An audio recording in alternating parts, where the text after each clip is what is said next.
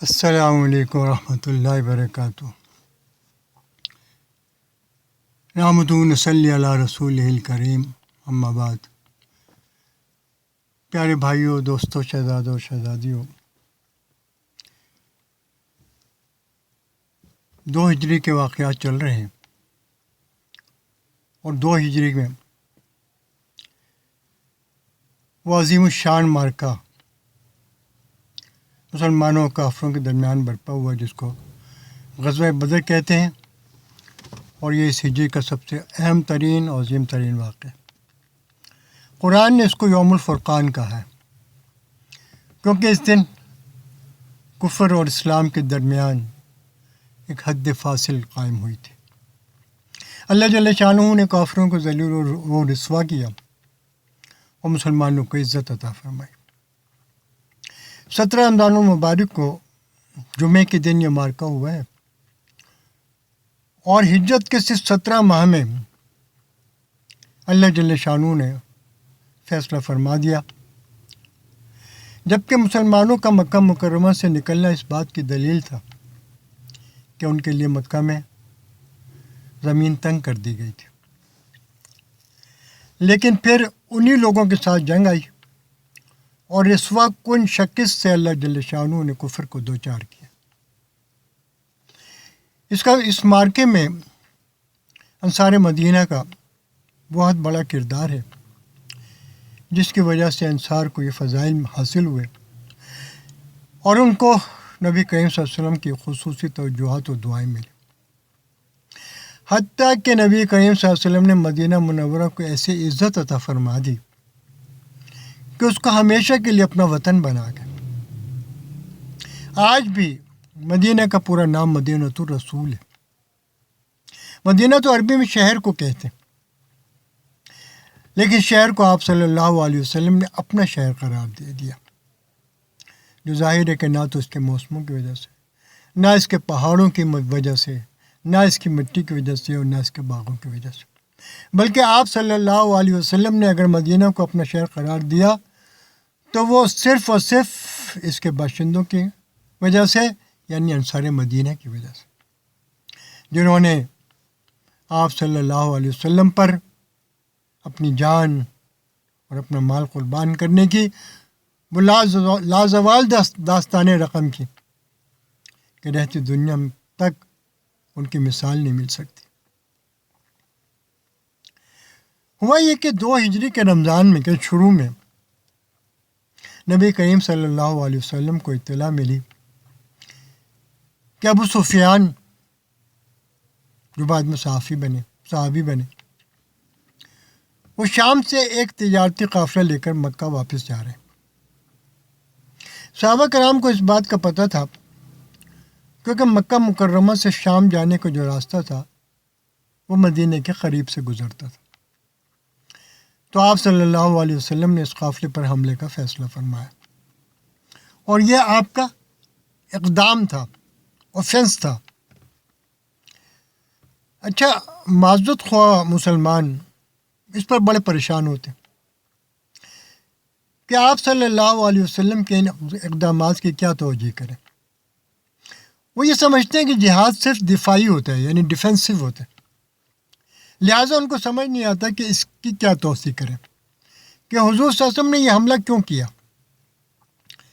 جبکہ حربی کافروں پر حملے کیے جاتے ہیں، ان کی جان پر بھی کیے جاتے ہیں، ان کے مال پر بھی کیے جاتے ہیں، اور یہ اسلام کی تعلیمات ہیں، اور قرآن کی صریح آیات اس کے بارے میں موجود ہے۔ سیرت پڑھنے میں سب سے بڑا مسئلہ یہ ہوتا ہے کہ یہ دیکھنا پڑتا ہے کہ سیرت نگار کا مزاج کیا ہے۔ عموماً دیکھا گیا ہے کہ اگر سیرت نگار کا تعلق بر صغیر پاک و ہند کے اس دور سے جب انگریز یہاں حکمران تھا، تو اس زمانے میں جن لوگوں نے سیرت لکھی ہے تو ان کی طبیعت اگرچہ چونکہ انگریز سے مرعوب تھی، تو ان کے لکھنے کا انداز بھی معذرت خوانہ ہے۔ ان لوگوں کا مزاج اسلام کی ایسی تشریح کرنے کا تھا جو مغربی آقاؤں کو قابل قبول ہو، تو پھر ایسے موقعوں پر وہ سمجھ نہیں آتا ان کو کہ ان واقعات پر وہ کیا کہیں؟ پھر وہ دور دور کے قصے لاتے ہیں اور یہ ثابت کرنے کی کوشش کرتے ہیں کہ نبی کریم صلی اللہ علیہ وسلم آرام سے مدینہ میں تشریف فرما تھے کہ اچانک اوپر سے کافر آ گئے تو آپ صلی اللہ علیہ وسلم کو اپنے دفاع کے لیے نکلنا پڑا، جبکہ ایسا تو نہیں ہوا۔ آپ صلی اللہ علیہ وسلم نے صحابہ کرام سے فرمایا تھا کہ ابو سفیان کا تجارتی قافلہ شام سے مکہ آ رہا ہے اور وہ ہمارے قریب سے گزرے گا، تو اس پر حملے کے لیے تیار ہو جاؤ۔ اچھا، یہ چونکہ تجارتی قافلہ تھا، کوئی جنگی لشکر تو تھا نہیں، اس میں تو بس تجارت کا سامان تھا اور حفاظت کے لیے چند چوکیدار قسم کے لوگ تھے ساتھ، اس لیے اس قافلے پر حملہ کرنے کے لیے کسی بڑی جنگی تیاری کی ضرورت نہیں تھی اور سارے لوگوں کا نکلنا بھی اس میں ضروری نہیں تھا۔ بس جو لوگ موقع پر موجود تھے وہی نکل آئے اور جو 313 کے لگ بھگ تھے۔ جب یہ لوگ نکلے تو ایک تو ان کی تعداد بہت کم تھی، پھر ان کے پاس جنگی ساز و سامان بھی بالکل نہ ہونے کے برابر تھا، اور یہ کہ اس موقع پر کوئی پھر زیادہ اہتمام سے سامان ساتھ لیا بھی نہیں گیا تھا۔ ادھر ابو سفیان جب اپنے تجارتی قافلے کو لے کر مدینہ کے قریب پہنچنے لگے تو چونکہ یہ بھی بہت ذہین اور جنگجو انسان تھے اور جنگی حالات اور جنگوں کو خوب سمجھتے تھے، انہیں اندازہ ہو گیا تھا کہ مسلمان اس قافلے پر حملہ کریں گے، اس لیے یہ اپنے کچھ لوگوں کو پہلے ہی سے اپنے قافلے کے آگے آگے چلاتے رہے تاکہ وہ یہ معلوم کرتے رہیں کہ مدینہ کی کیا خبریں۔ تو ان کو اطلاع مل گئی کہ نبی کریم صلی اللہ علیہ وسلم اپنے جانثاروں کے ساتھ ان کے قافلے پر حملہ کرنے کا نہ صرف یہ کہ فیصلہ فرما چکے ہیں بلکہ مدینہ منورہ سے نکل چکے ہیں۔ اس اطلاع کے ملنے پر انہوں نے بنو غفار کے ایک شخص زمزم غفاری کو اجرت پر تیزی سے مکہ بھیجا کہ جا کر انہیں بتاؤ کہ تمہارا تجارتی قافلہ مدینہ کے قریب پہنچنے والا ہے اور مدینہ سے اس پر حملہ ہوگا، لہٰذا اس کو بچانے کے لیے جو کر سکتے ہو کر لو۔ ظاہر ہے کہ وہ یہ تجارتی قافلہ تو اپنا دفاع کرنے کے قابل نہیں تھا۔ ادھر رسول اللہ صلی اللہ علیہ وسلم مدینہ منورہ سے رمضان المبارک کی 12 تاریخ کو 313 جانثاروں کے ساتھ روانہ ہوئے۔ بے سر و سامانی کا عالم یہ تھا کہ پورے قافلے میں صرف 2 گھوڑے اور 70 اونٹ تھے۔ ایک گھوڑا اس میں سے زبیر ابن عوام کا تھا جو مشہور صحابی اور عشرہ مبشرہ میں سے، اور حضور صلی اللہ علیہ وسلم کے پھوپھی زاد بھائی بھی ہیں یہ، اور یہ حضرت صفیہ کے بیٹے ہیں رضی اللہ تعالیٰ عنہ کے، اور حضرت خدیجہ کے بھی یہ چچا زاد بھائی ہیں۔ اور دوسرا گھوڑا مقداد ابن اسود کا تھا۔ حضرت عبداللہ ابن مسعود رضی اللہ تعالیٰ عنہ فرماتے ہیں کہ 3 لوگوں کو اور بعض 2 کو سواری کے لیے ایک اونٹ دیا گیا تھا۔ اچھا، حضور نبی کریم صلی اللہ علیہ وسلم ایسے موقعوں پر ہمیشہ خود کو کم درجے والے صحابہ کے ساتھ شریک رکھتے تھے، ورنہ آپ صلی اللہ علیہ وسلم اگر چاہتے تو یہ دونوں گھوڑے رسول اللہ صلی اللہ علیہ وسلم کو پیش کرنے میں ان حضرات کو کیا تعامل ہو سکتا تھا، یا اگر آپ صلی اللہ علیہ وسلم چاہتے تو اپنے لیے ایک اونٹ مختص کر لیتے،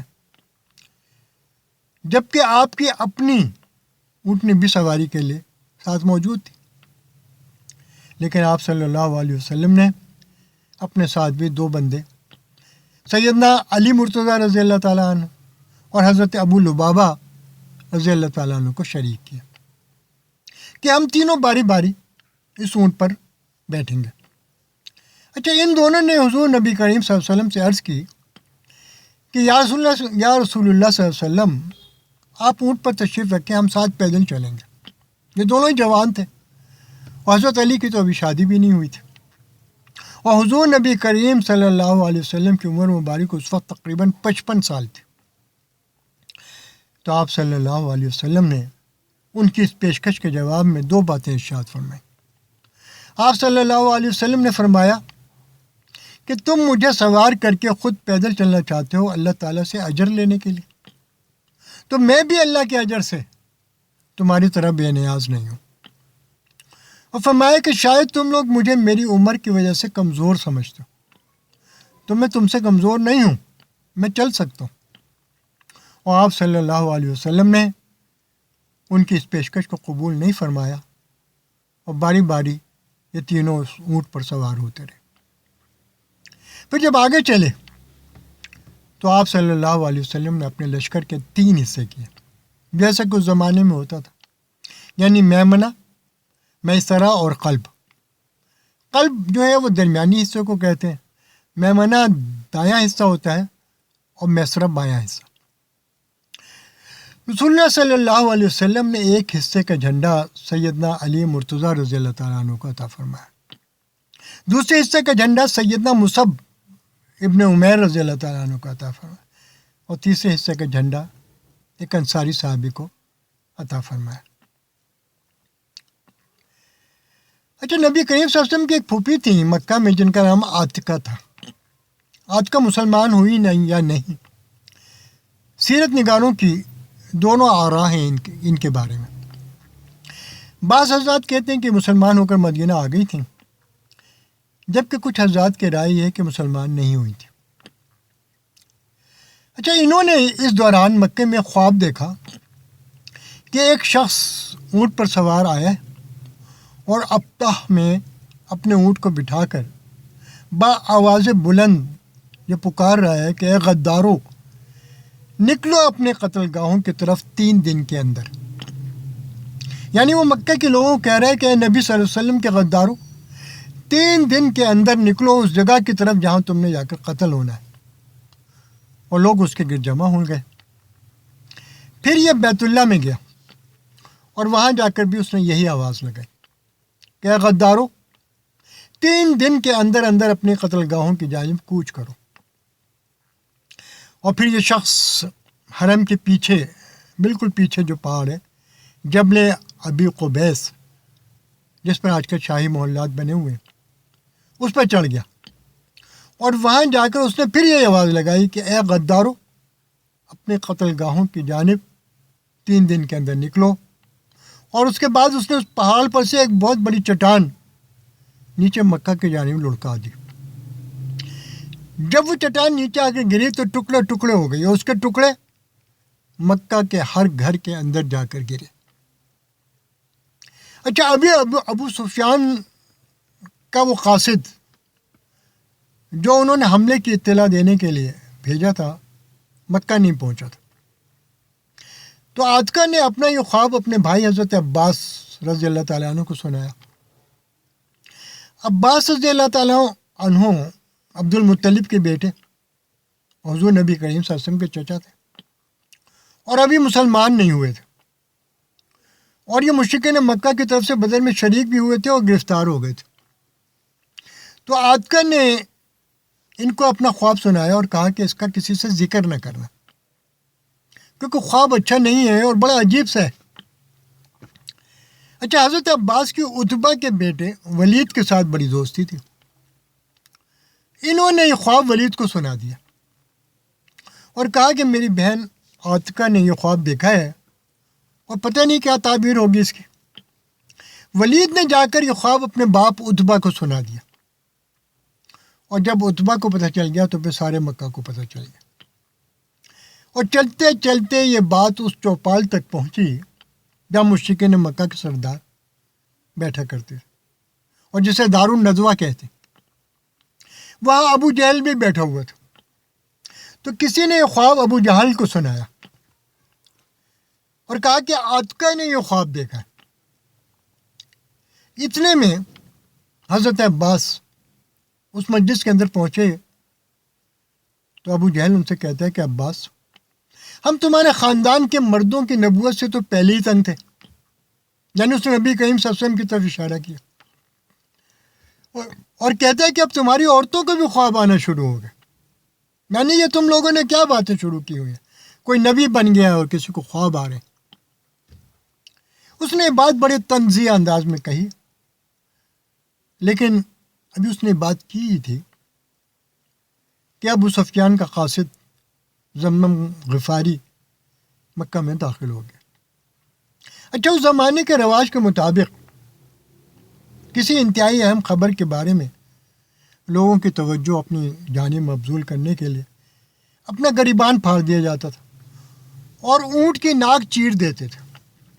تو وہ اس حالت میں مکہ میں داخل ہوا کہ اس کے اونٹ کی ناک چری ہوئی تھی جس سے خون بہہ رہا تھا. اس کا گریبان پھٹا ہوا تھا اور وہ چیخ رہا تھا کہ اے اہل مکہ،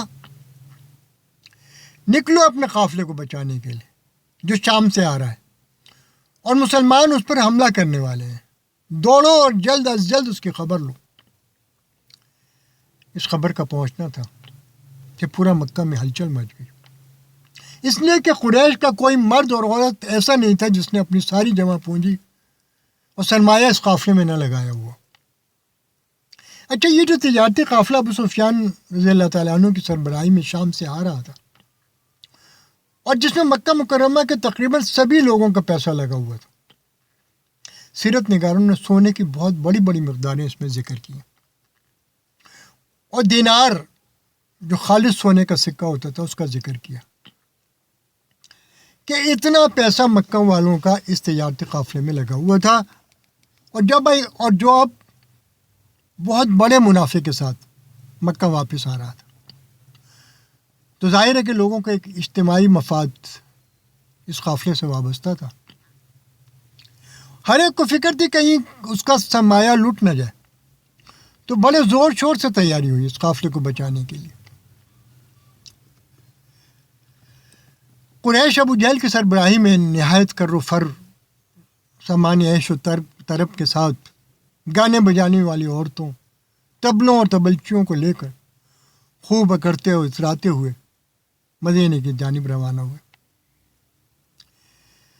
جس کو اللہ تعالیٰ نے فرمایا وَلَا تَكُونُوا كَالَّذِينَ خَرَجُوا مِن دِيَارِهِمْ بَطَرًا وَرِئَاءَ النَّاسِ. اے مسلمانوں، تم ان کافروں کی طرح مت ہو جانا جو اپنے گھروں سے اتراتے ہوئے اور اپنی قوت اور شان و شوکت دکھاتے ہوئے نکلے. تو 1300 کے لگ بھگ جنگجو تیار ہو گئے اس قافلے میں ساتھ چلنے کے لیے. اس لشکر میں ابو جہل نے خاص طور پر یہ کوشش کی کہ کوئی بھی بڑا آدمی اس میں جانے سے رہ نہ جائے. بس ایک ابو لہب نہیں گیا تھا جو حضور صلی اللہ علیہ وسلم کا وہ چچا تھا جو مکہ میں آپ صلی اللہ علیہ وسلم کے لیے سب سے زیادہ تکالیف کا باعث بنا تھا. اس کے نہ جانے کی بہت سی وجوہات سیرت نگاروں نے ذکر کی ہیں، لیکن کوئی بہت زیادہ مستند روایت اس بارے میں موجود نہیں ہے. لیکن ایک بات یہ ضرور تھی کہ ابو جہل کا بھائی عاص ابن حشام ابو لہب کا 4000 درہم کا مقروض تھا اور یہ دیوالیہ ہو گیا تھا. اس کے بعد پیسے ہی نہیں تھے کہ وہ واپس کر سکتا. تو ابو لہب نے اس سے کہا کہ میرے پیسے تو تم ویسے بھی نہیں دے سکتے کیونکہ یہ اتنی بڑی رقم ہے اور تم دیوالیہ ہو چکے ہو. تو یوں کرو کہ چونکہ اس قافلے میں ہر شخص کا جانا ضروری ہے، تو اگر میری جگہ تم چلے جاؤ تو میں تمہیں اپنا قرضہ معاف کر دوں گا. تو اس طرح ابو لہب نے اپنی جگہ ابو جہل کے بھائی عاص ابن حشام کو اس جنگ میں بھیج دیا. ایک اور شخص امیہ ابن خلف جو حضرت بلال رضی اللہ تعالیٰ عنہ کا مالک تھا، آقا تھا، اور جس کے ہاتھ سے بلال رضی اللہ تعالیٰ عنہ کو شدید ترین تکلیفیں پہنچی، یہ بھی بالکل تیار نہیں ہو رہا تھا بدر میں جانے کے لیے. اور اس کے پیچھے ایک واقعہ تھا. وہ واقعہ یہ تھا کہ امیہ ابن خلف کی بہت پرانی دوستی تھی حضرت سعد ابن معاذ رضی اللہ تعالیٰ عنہ سے، جو کہ مدینہ میں قبیلہ اوس کے سردار اور حضور نبی کریم صلی اللہ علیہ وسلم کے بڑے جانثار تھے. سیرت نگار کہتے ہیں کہ مہاجرین میں جو حیثیت سیدنا ابو بکر صدیق رضی اللہ تعالیٰ عنہ کی تھی، انصار میں وہی حیثیت سعد ابن معاذ رضی اللہ تعالیٰ عنہ کو حاصل تھی. ان کو صدیق الانصار بھی کہتے ہیں، جیسے ابو بکر رضی اللہ تعالیٰ عنہ کو صدیق المہاجرین کہتے ہیں۔ تو ہوا یہ تھا کہ ہجرت کے بعد ایک دن سعد رضی اللہ تعالیٰ عنہ مکہ آئے اور امیہ کے مہمان ہوئے۔ جب یہ امیہ کے مہمان ہوئے تو انہوں نے امیہ سے کہا کہ مجھے طواف کرا دو۔ اس پر امیہ نے کہا کہ تم لوگوں کے ساتھ مکہ والوں کے تعلقات بڑے خراب ہیں، انہیں تم پر بڑا غصہ ہے کہ تم لوگوں نے مہاجرین کو پناہ دی ہوئی ہے۔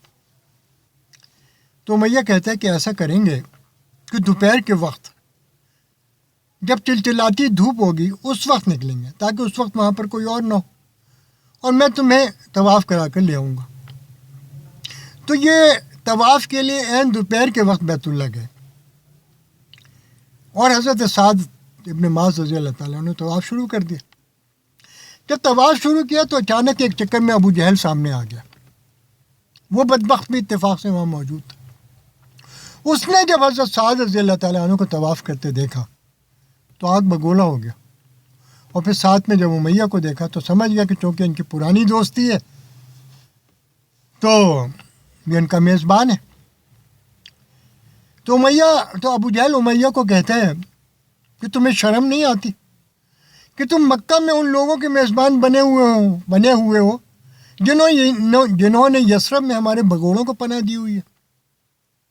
اور پھر سعد رضی اللہ تعالیٰ عنہ سے کہتا ہے کہ میں تمہیں طواف نہیں کرنے دوں گا، اور کہتا ہے کہ اگر امیہ تمہارے ساتھ نہ ہوتا تو میں تمہیں یہاں سے زندہ نہ جانے دیتا۔ اس پر سعد رضی اللہ تعالیٰ عنہ کو بھی غصہ آ گیا، آخر وہ بھی تو سردار تھے۔ انہوں نے ابو جہل کو کہا کہ اگر تم نے مجھے طواف نہ کرنے دیا تو میں تمہارا ایک بھی تجارتی قافلہ شام نہیں جانے دوں گا، اور میں دیکھتا ہوں کہ تم اپنے تجارتی قافلے لے کر مدینہ کے قریب سے کیسے گزرتے ہو۔ اس پر امیہ نے حضرت سعد سے کہا کہ سعد رہنے دو، ابو الحکم مکہ کا بڑا ہے، یعنی اسے کچھ نہ کہو۔ ابو جہل کو لوگ ابو الحکم کے لقب سے پکارتے تھے، یہ تو رسول اللہ صلی اللہ علیہ وسلم نے اس کو ابو جہل کا لقب دیا تھا۔ تو جب امیہ نے کہا کہ سعد ابو جہل کو کچھ نہ کہو، یہ مکے کا بڑا ہے، تو سعد نے کہا یہ کیا بڑا ہے، یہ کیا بڑا ہے، اس کے بارے میں تو حضور صلی اللہ علیہ وسلم نے ہمیں بتایا ہے کہ یہ تو ہمارے ہاتھوں سے قتل ہوگا، اور کہا کہ امیہ تم بھی قتل ہوگے۔ جیسے ہی حضرت سعد رضی اللہ تعالیٰ عنہ کے منہ سے یہ نکلا تو امیہ تو ایک دم ایسے ہو گیا جیسے کہ کاٹو بدن میں لہو نہیں۔ تو امیہ نے سعد سے پوچھا کہ سعد یہ تم نے ویسی غصے میں کہہ دیا یا واقعی محمد صلی اللہ علیہ وسلم نے ہمارے بارے میں ایسی کوئی بات کہی ہے؟ تو سعد نے کہا بالکل کہی ہے، اس کے بارے میں بھی کی ہے اور تمہارے بارے میں بھی کی۔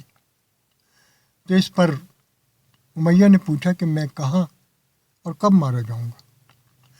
تو سعد رضی اللہ تعالیٰ عنہ نے کہا کہ یہ تو مجھے نہیں پتا کہ تم کب اور کہاں مارے جاؤ گے، مگر رسول اللہ صلی اللہ علیہ وسلم نے یہ ہمیں بتایا ہے کہ تم ہمارے ہاتھوں مارے جاؤ گے۔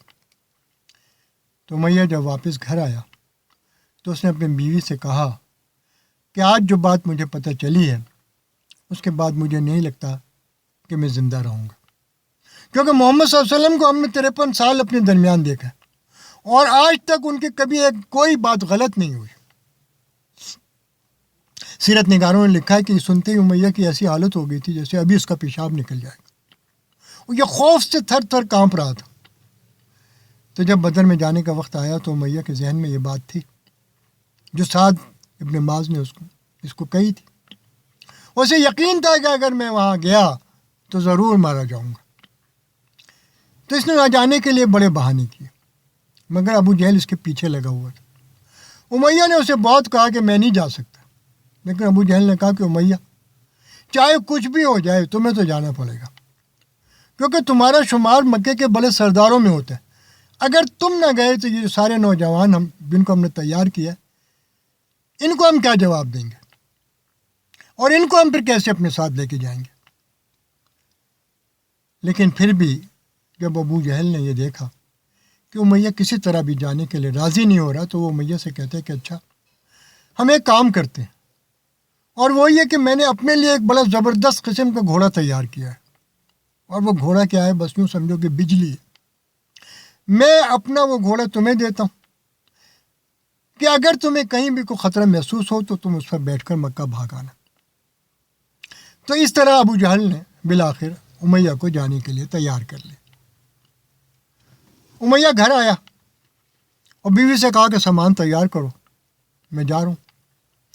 بیوی نے یہ سنا تو کہا کہ کیا تمہیں یسربی بھائی کی وہ بات بھول گئی جو اس نے تمہیں کہی تھی؟ امیہ کہتا ہے کہ وہ بات تو بہت اچھی طرح یاد ہے، لیکن کیا کروں، ابو جہل پیچھا ہی نہیں چھوڑ رہا. کہنے لگا کہ بس میں کچھ دور تک ان کے ساتھ جاتا ہوں اور پھر جہاں موقع ملے راستے سے ہی واپس آ جاؤں گا.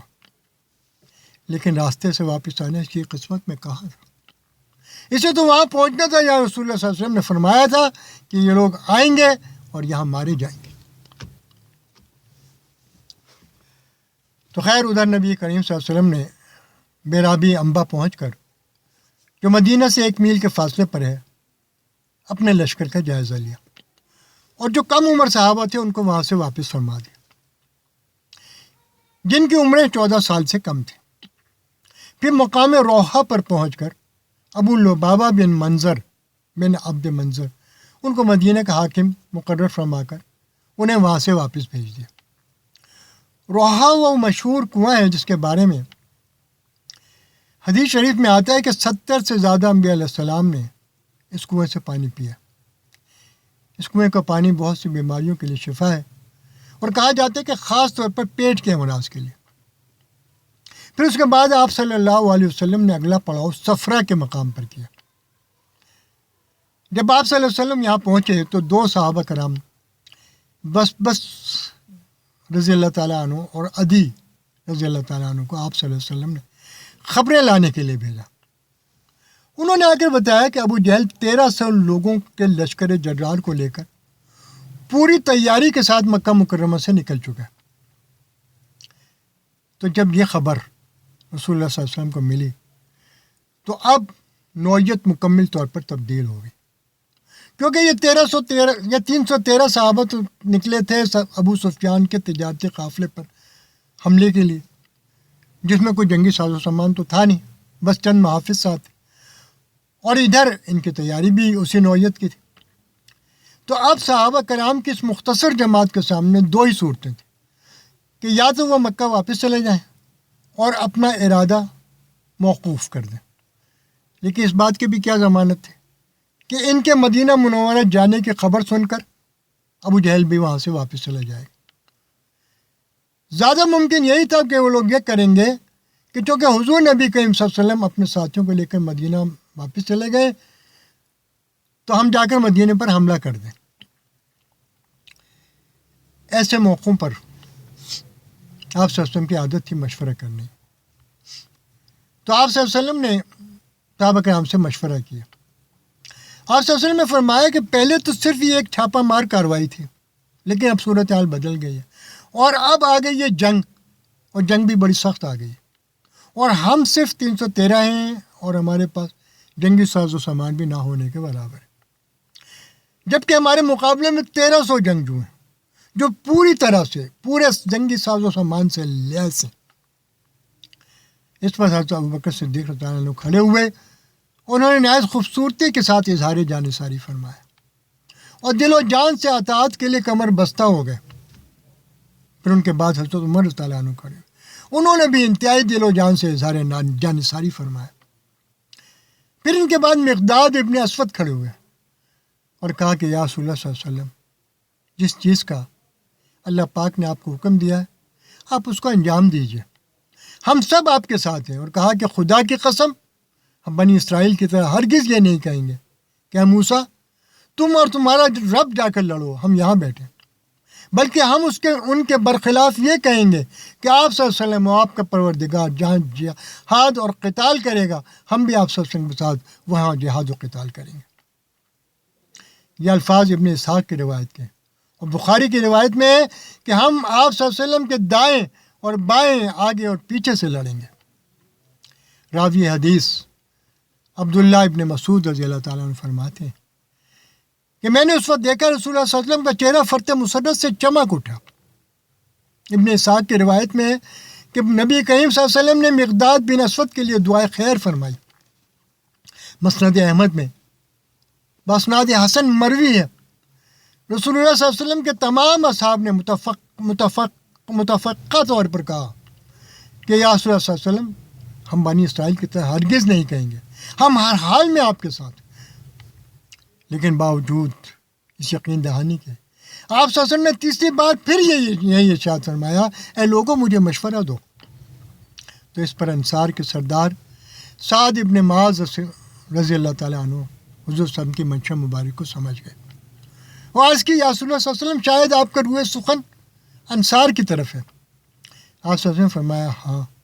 تو سعد رضی اللہ تعالیٰ عنہ عرض کی یا رسول اللہ صلی اللہ علیہ وسلم، ہم آپ پر ایمان لائے اور آپ کی تصدیق کی اور اس امر کی گواہی دی کہ آپ صلی اللہ علیہ وسلم جو کچھ لائیں وہی حق ہے، اور اطاعت و جانثاری کے بارے میں ہم آپ صلی اللہ علیہ وسلم کو پختہ عہد اور میثاق دے چکے، اور کہا کہ رسول اللہ صلی اللہ علیہ وسلم آپ مدینے سے کسی اور ارادے سے نکلے تھے، لیکن اللہ نے اب دوسری صورت پیدا فرما دی، تو جو آپ صلی اللہ علیہ وسلم کی منشا مبارک ہو آپ اس پر عمل کیجیے، اور کہا کہ آپ جس سے چاہیں تعلق قائم فرمائیں اور جس سے چاہیں قطع تعلق کریں اور جس سے چاہیں صلح کریں اور جس سے چاہیں دشمنی کریں، ہم ہر حال میں آپ کے ساتھ۔ اور کہا کہ ہمارے اموال میں سے جس قدر آپ صلی اللہ علیہ وسلم لینا چاہیں، ہمارے سارے مال آپ صلی اللہ علیہ وسلم کی خدمت میں حاضر ہیں۔ یا رسول اللہ صلی اللہ علیہ وسلم، ہمارے مال میں سے جو آپ لے لیں گے وہ ہمیں زیادہ محبوب ہوگا بنسبت اس مال کے جو ہمارے پاس رہ جائے گا۔ اور کہا کہ یا رسول اللہ صلی اللہ علیہ وسلم، اگر آپ ہمیں برق الغماد، جو ایک بہت دور جگہ کا نام ہے، کہ وہاں تک چلنے کا حکم دیں گے تو خدا کی قسم ہم وہاں تک آپ کے ساتھ جائیں گے۔ اور کہا کہ قسم ہے اس ذات کی یا رسول اللہ صلی اللہ علیہ وسلم جس نے آپ کو حق دے کر دنیا میں بھیجا ہے، اگر آپ ہمیں کہیں گے سمندر میں کود پڑو تو خدا کی قسم ہم سمندر میں کود پڑیں گے، اور ہم میں سے کوئی ایک شخص بھی پیچھے نہیں رہے گا۔ اور کہا کہ یا رسول اللہ صلی اللہ علیہ وسلم، ہم انصار لڑائیوں سے گھبرانے والے لوگ نہیں ہیں، ہم لڑائی کے اندر بڑے پکے اور صبر کرنے والے اور سچے لڑنے والے ہیں، اور ہمیں اللہ تعالیٰ سے یہ امید ہے کہ جب آپ ہمیں جنگ میں جھونکیں گے تو ہماری بہادری کے وہ جوہر دیکھیں گے کہ جس سے یا رسول اللہ صلی اللہ علیہ وسلم آپ کی آنکھیں ٹھنڈی ہو جائیں۔ تو کہا کہ بس اللہ کے نام پر ہم کو لے کر چلیے۔ ظاہر ہے یہ ایک ایسی تقریر تھی کہ اس سے زیادہ اور کیا اظہار ہو سکتا تھا، وفاداری کا، اطاعت شعاری کا، حضور صلی اللہ علیہ وسلم پر اپنی جان و مال نچھاور کرنے کا، اور اپنی اس بیعت پر پختہ ہونے کا جو انہوں نے مکہ مکرمہ کے اندر آپ صلی اللہ علیہ وسلم کے ہاتھ پر منی میں حج کے موقع پر کی تھی۔ تو نبی کریم صلی اللہ علیہ وسلم اپنے اصحاب کے یہ جانثارانہ جواب سن کر انتہائی خوش اور مسرور ہوئے اور فرمایا، اللہ کے نام پر چلو، اور تم کو بشارت ہو کہ اللہ جل شانہ نے مجھ سے یہ وعدہ فرمایا کہ ابو سفیان کے قافلے یا ابو جہل کے لشکر دونوں میں سے کسی ایک جماعت پر تمہیں ضرور فتح و نصرت عطا کروں گا، اور مجھے کفار کے پچھاڑنے کی جگہ دکھا دی گئی ہیں کہ فلاں فلاں شخص فلاں فلاں جگہ پچھاڑا جائے گا، جس کو اللہ تعالیٰ فرماتے ہیں۔ اور اس وقت کو یاد کرو جب اللہ تعالیٰ تم سے یہ وعدہ کرتا تھا کہ کافروں کی دو جماعتوں میں سے ایک جماعت تم کو دے گا، اور تم یہ پسند کرتے ہو غیر ذی شوکت جماعت تم کو ملے، اور اللہ کا ارادہ یہ ہے کہ حق کو اپنے آیات سے ثابت کرے اور کافروں کی جڑ کاٹ دے، تاکہ حق کا حق ہونا اور باطل کا باطل ہونا ظاہر طور پر واضح ہو جائے۔ وما علینا الا البلاغ۔ اللہم لک الحمد کما انت اہل فصل وسلم علی محمد کما انت اہل فانک اہل التقوی واہل مغفرہ۔ یا کریم اللہ علیہ وسلم کی محبت میں یہ سننا و سنانا اپنے بارگاہ عالی میں اپنے شایان شان قبول فرما کے ہم سب کی بخشش کا ذریعہ بنا دے، آخرت کا ذریعہ بنا دے۔ یا اللہ حبیب صلی اللہ علیہ وسلم کو ہماری طرف سے بہترین جزائیں عطا فرما، آقا پاک کے درجات عالی اور بلند فرما، آپ صلی اللہ علیہ وسلم کے ساری امت کے اولین آخرین اور ہم سمیت کامل بخشش و مغفرت فرما دے۔ سب کے غم دکھ تکلیفیں مسائب مشکلات بیماریاں پریشانیاں دور فرما، سب کی نیک جائز شریعات پوری فرما۔ اے کریم اللہ، یا اللہ جس کے دل میں جو جائز شرعی حاجت ہے اپنے قدرت سے پوری فرما۔ یا اللہ ہمارے ملک کے حال پہ رحم فرما، یا اللہ عالم اسلام کے حال پہ رحم فرما، یا اللہ کفار و منافقین کے شرم پہ لوٹا دے، مجاہدین دین اسلام کو غالب و منصور فرما دے۔ اے کریم اللہ ان کو فتح مبین عطا فرما۔ اے کریم اللہ خیر کی جو دعائیں آپ کے پاس صلی اللہ علیہ وسلم نے آپ سے مانگی ہم بھی مانگتے ہیں، عطا فرما دیں۔ جن شرور سے آپ کے پاس صلی اللہ علیہ وسلم نے آپ سے پناہ چاہی ہم بھی پناہ چاہتے ہیں، پناہ نصیب فرما دیں۔ وانت المستعان وعلیک البلاغ ولا حول ولا قوة الا باللہ۔ آمین آمین بجاہ النبی الکریم وآلہ وصحبہ اجمعین برحمتک یا ارحم الراحمین۔ جزاک اللہ۔